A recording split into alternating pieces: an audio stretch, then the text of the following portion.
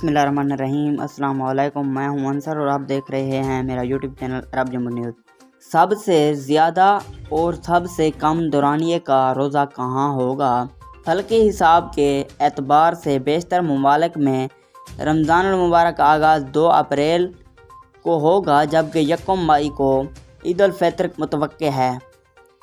सबक वेबसाइट के मुताबिक मुख्तलिफ ममालिक के जोग्राफियाई महलो वक़ू की वजह से रोज़े का दौरानिया मुख्तलिफ होता है। जानना दिलचस्पी से खाली नहीं होता कि आखिर किन ममालिक में रोज़े का दौरानिया सबसे तवील और किन ममालिक में सबसे कम है।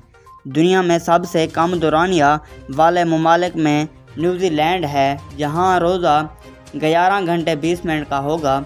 इसी तरह चिली में 11 घंटे 30 मिनट, ऑस्ट्रेलिया में 11 घंटे 47 मिनट, यूरुग्वाय में 11 घंटे 48 मिनट और जनूबी अफ्रीका में 11 घंटे 52 मिनट का होगा।